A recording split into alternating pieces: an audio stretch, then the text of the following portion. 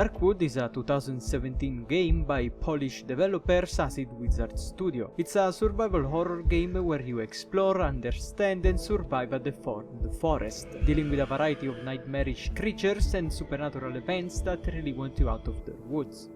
Let's begin.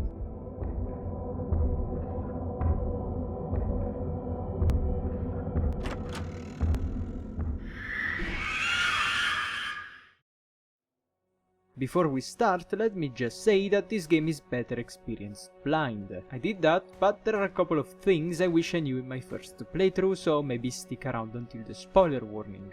When you start Darkwood, you go through an half tutorial prologue. You play as a local doctor here and find the player character lying unconscious. The doctor hurts this man, wanting to know the way out of the forest. Then your perspective switches to the nameless protagonist. You free yourself and you're rescued by a man wearing an hazmat helmet overgrown with mushrooms. From here on, the game proper starts as you wake up in your hideout. You have a limited inventory that takes a second to access, a small hotbar, a map, and a journal. In your hideout there's a stove to cook mushrooms and other edibles in a sort of optional leveling system, and an upgradable workbench where you can craft a variety of weapons, guns and tools. From now on, you're left to your own devices. The starting zone isn't too threatening, it's mostly a tutorial area. You familiarize yourself with the slow melee combat, bring back some loot, experiment with different items and craft some upgrades. After surviving your first night, you meet this guy, Wolfman, who gives you a lead on how to progress. The second hideout is where the game stops holding your hand. You got some quests with branching paths involving a group of local villagers, and enemies will start being an actual threat. During the day, the forest is your oyster. You might as well be a conquistador. You engage enemies at your own pace using what you want, and if things go south or enemies try ambushing you, you can just run away. But during the night, the woods bite back. Before nightfall, you move furniture, barricade doors and windows, place traps, break bottles and huddle in a corner. This is when the loot you got during the day will be spent. Shadows might hurt you, supernatural events might weaken the defenses you've prepared, and you'll be stuck in a cramped space. Occasionally, the game will introduce enemies during the night, and that's one of the things that most reliably got me killed, second only to stepping in my own bear traps. And that's a good segue to difficulty options. Some people think that horror games can't be scary if you respawn because death means nothing. I'm not sure I agree, but Darkwood addresses this with the 3 difficulties. On normal, you just drop items upon dying. It's a rather forgiving experience. On hard, you have limited lives.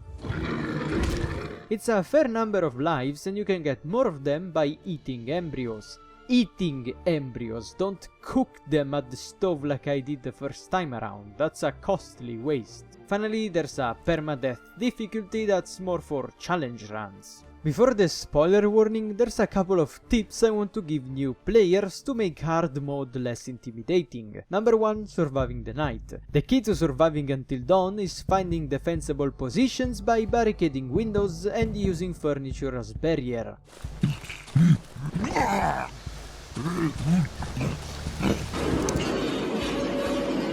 Don't just hide in a single room. Try to move lamps and wardrobes in a way that leaves you space to maneuver and withdraw. Bear traps are better placed outside or in corridors. Flares can help with banshees, and when the shadows kill some of your lamps, you can break bottles to leave glass shards that only hurt enemies, and you can pour gasoline down to create a wall of flames when ignited. Don't be stingy with your resources at night, it's when you need them the most. Then there's some quality of life stuff that's not super obvious.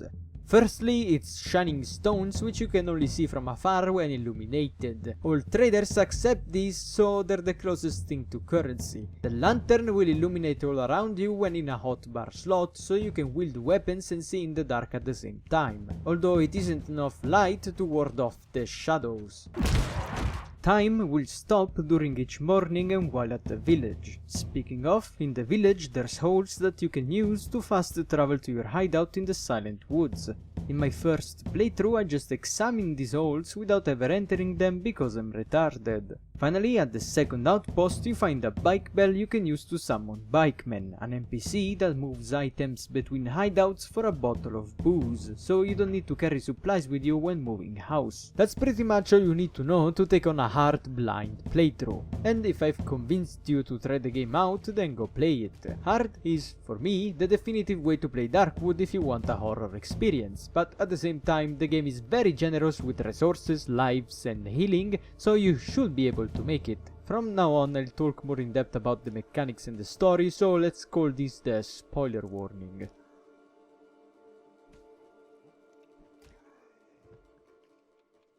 The reason why I just dedicated the first part of the video to convincing interested people on the merits of a blind playthrough isn't only because the spooks and unsettling visuals work better if you're not expecting them, but also because in my opinion Darkwood starts declining in quality as you get familiar with its mechanics. And by that I mean that the game is horribly unbalanced. That's a weird thing to say about a single player game, it's something we take for granted, but Darkwood has a lot of moving pieces that don't quite fit together, although the scale is mostly tipped in favor of the player, so I wouldn't say it's an unfair experience.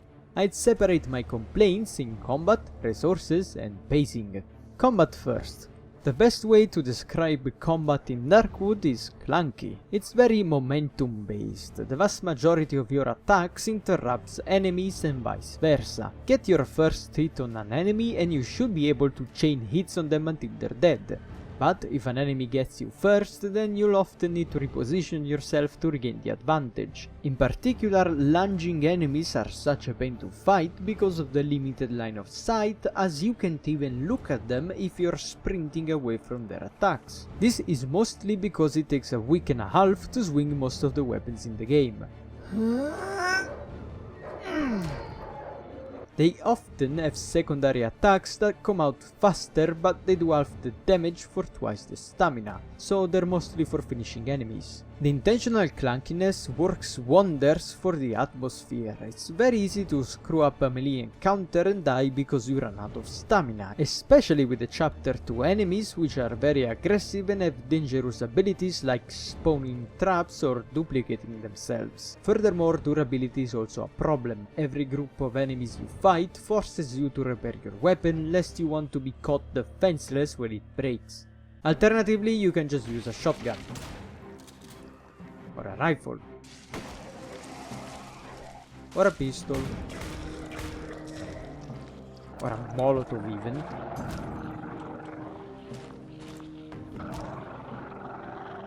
Guns are the other side of combat and I'm really confused as to why they made them so strong. The pistol is the first one you get and you find its ammo everywhere. This one doesn't do much damage, but since it interrupts enemies with every hit, you can kill any enemy with it. Alternatively, homemade pistols do way more damage but are single use. That doesn't really matter when it's so easy to make them. In my last playthrough I had 2 homemade shotguns by day 3. That's 4 shotgun shells that will delete anything they touch. I'd say most of my deaths in my first playthrough are from me trying to understand enemies instead of instantly deleting them. First time meeting an enemy. What's that noise? Oh, a burrowing enemy? That means I can wait for it while it surfaces. Oh wait, it's a bit faster than I expected, but that's not a problem. If I keep moving, it needs to burrow. Oh no, I'm dead, it can leap out of the hole, oh no. Second time meeting an enemy.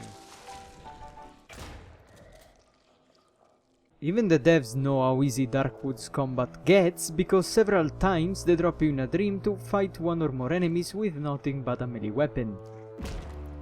Although maybe melee combat would be easier if it weren't for the tiny UI. I've got no idea why it doesn't look like this instead. You would think that they balanced guns by making them and their ammo rare, but they didn't. That leads me to point 2, resources. You get so much stuff that it's fairly easy to fill up your workbench, and you might not even be able to sell everything extra to the merchants as their slots are limited too. Fact is, there isn't much to use this loot on. I blame RNG. Instead of intelligently spreading around resources and challenges, the various locations are moved around randomly with each playthrough. And since the player might encounter any of them in any order, every one of them has to have something to loot and no location can have too many enemies to fight. This means that for the vast majority of places, looting them will be a net positive on your resources, so you keep accumulating loot that you don't even need. Which leads directly into point 3. First off, there's a lot of time wasted on inventory management. You can get inventory notbar upgrades, but a lot of places will require multiple trips to fully loot. Also because enemies will drop loot too. So rather than exploring the forest at a steady pace, a good half of each day is spent hauling loot back to your hideout. And considering that nights are half of the playthrough, that's essentially just a quarter of the playtime spent on making progress. You might be thinking, why not leave some things behind if resources are so abundant? Well, your first time around you don't know that, so you just bring everything back just in case, and in the subsequent playthroughs you do that, but that means ignoring most places on the map since they only have superfluous loot. I finished my last playthrough in just 5 in-game days. I really wish they added a new game plus mode or something like that to make the game way harder. Another element making the game too easy is merchants. You get reputation, essentially credit from them just for surviving the nights, and they show up at your house in the morning. In chapter 2 especially, you'll accumulate so much reputation by just staying alive and tidying out your workbench that you can buy anything, especially after having already crafted the pump action shotgun and the hunting rifle. That means free gasoline, planks, nails, metal scraps, shotgun shells, rifle bullets, pistol magazines, healing pills, stamina boosting pills, lockpicks and bandages. Your opulence is only curbed by the limited daily stock, so the survival part of survival horror becomes completely nullified, but the busy work of having to repair melee weapons and having to take several looting trips remains. I really don't see how crafting in general adds anything to this game.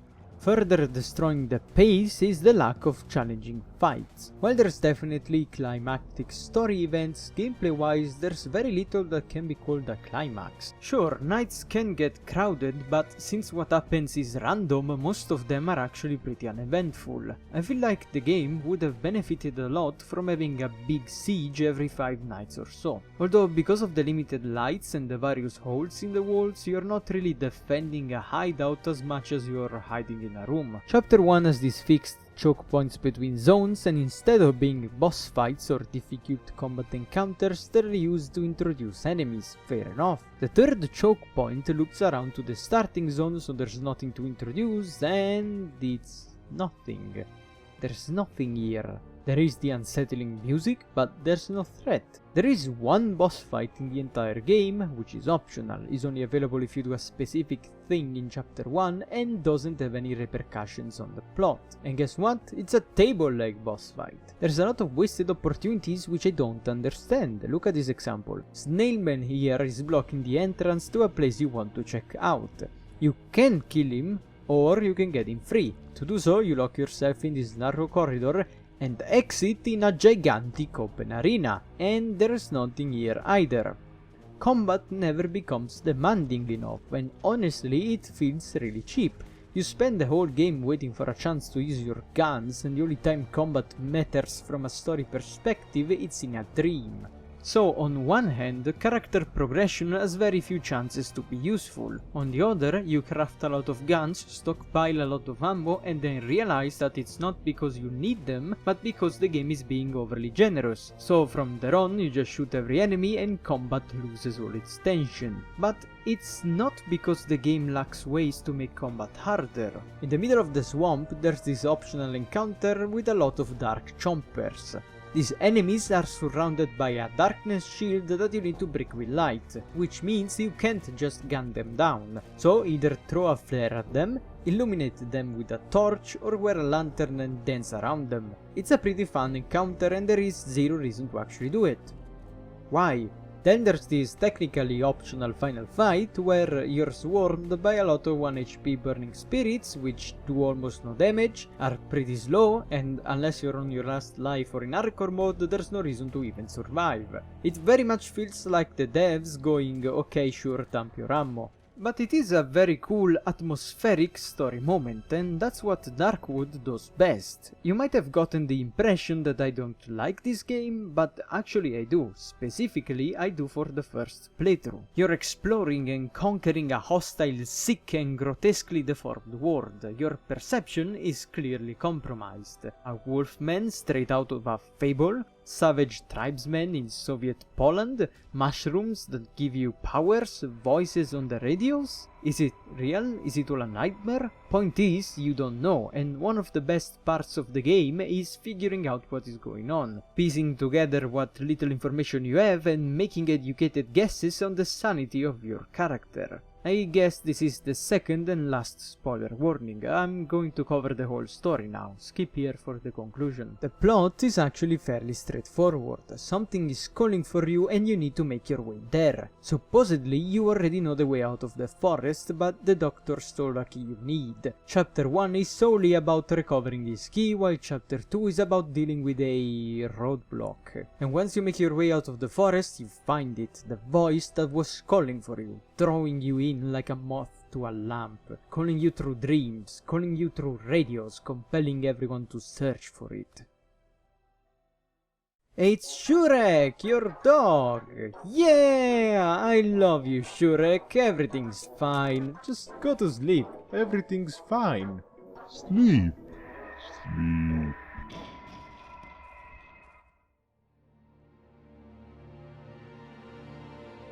If you do manage to see through the illusion though, the grim reality actually sets in. You are not home, you are deep into the heart of the forest. Beneath your feet a sea of roots, corpses and sleeping people, everything converging towards a being of light. My god.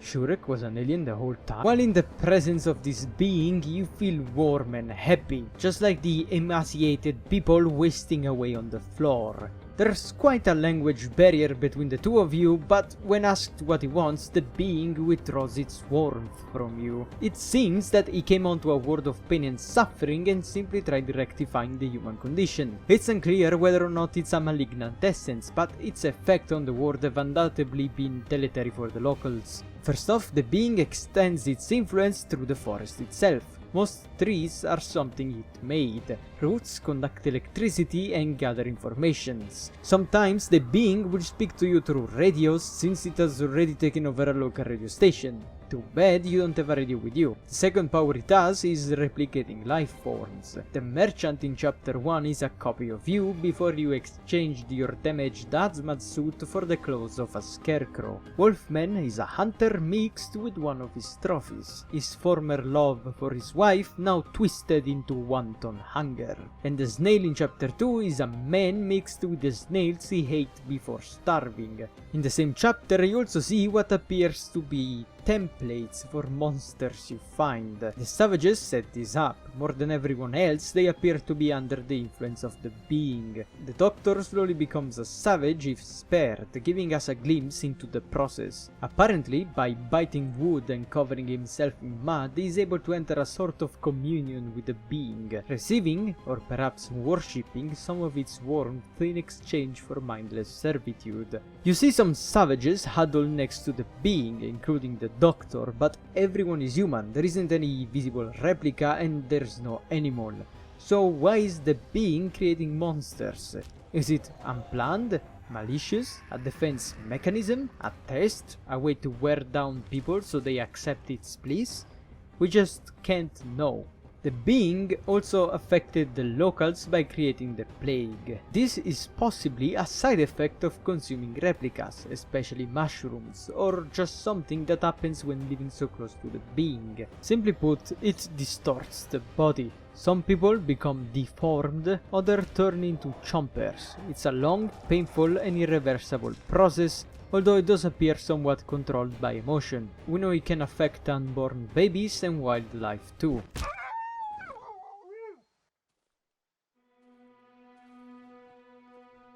You can still accept the being's offer at this point, willingly going back to the dream and slowly starving away like everyone else here. Suicide. Tempting, isn't it?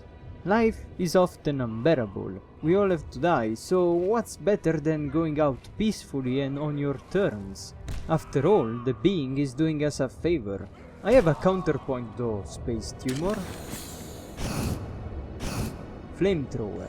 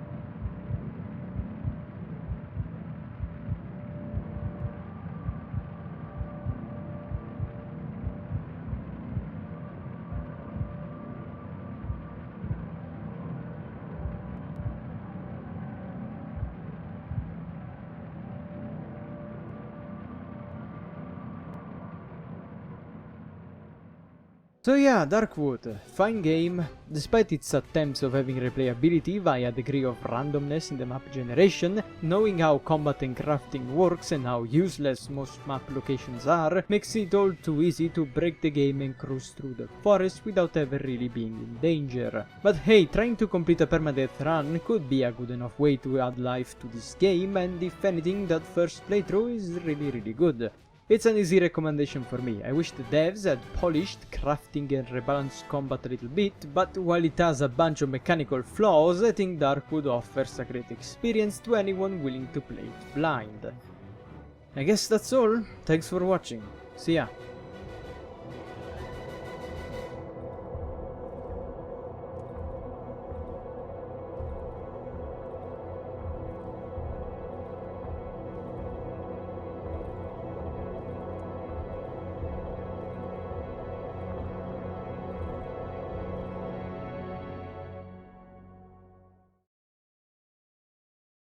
Combus.